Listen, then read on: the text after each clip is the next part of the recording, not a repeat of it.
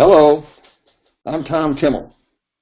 This is a presentation concerning General Marshall's November 15, 1941 conference with reporters.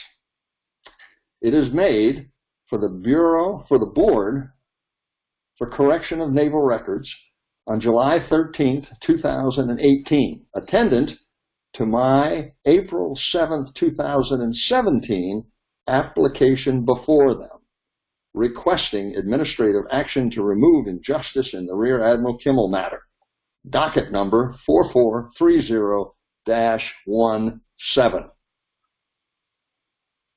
22 days before the Pearl Harbor attack, General Marshall secretly briefed 7 members of the press on United States relations with Japan.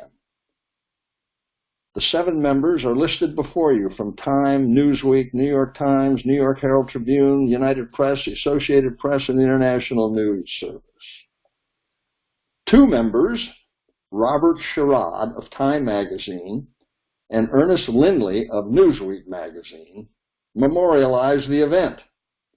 Sherrod that day in a memorandum quoting and paraphrasing Marshall.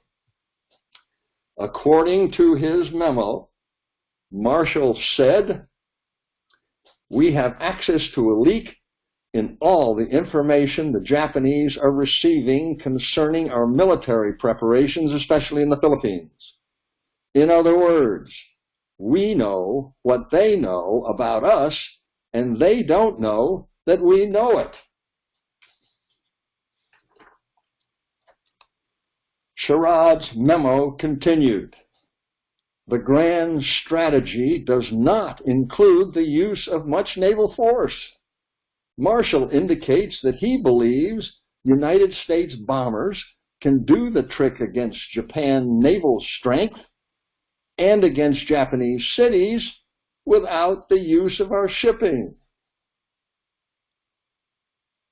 Sherrod's memo concluded with his added handwritten comment dated August 29, 1945. The danger period is the first 10 days of December, Marshall said. If we get by that, we'll be okay until February. By then, MacArthur will have plenty in the Philippines. Conference attendee Newsweek's Ernest K. Lindley noted that Marshall said, "Our aim is to blanket the whole Japanese area with air power. Our fleet, meanwhile, will remain out of range of Japanese air power at Hawaii."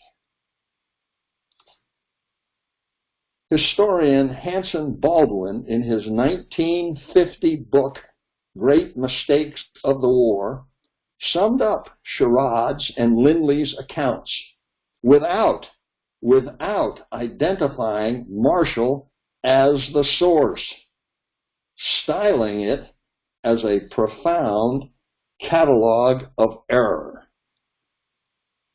We were on the brink of war with Japan.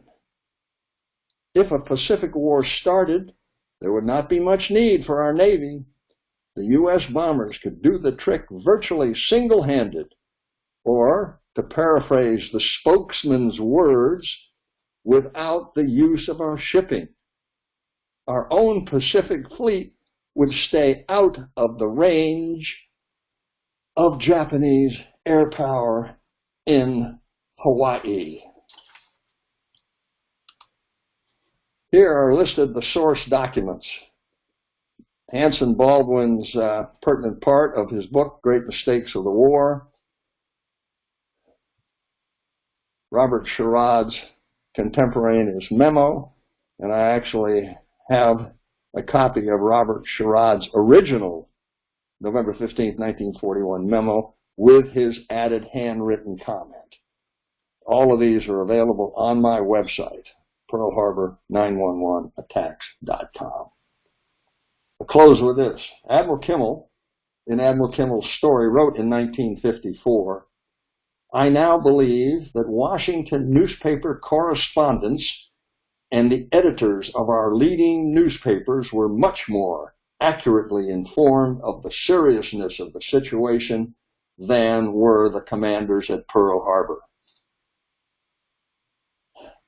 Well, though Marshall's role in the secret conference was apparently never known to Admiral Kimmel, it would suggest that Kimmel was correct, but indeed did not know the half of it.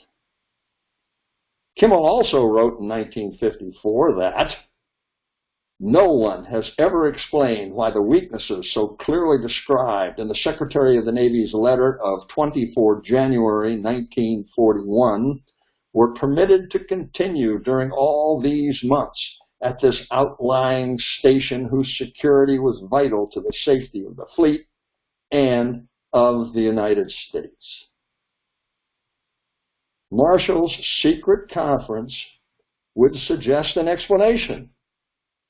The man with overall responsibility for the defense of the fleet while in Pearl Harbor, Marshall, thought the fleet would stay out of the range of Japanese air power in Hawaii. Thank you very much for your kind attention.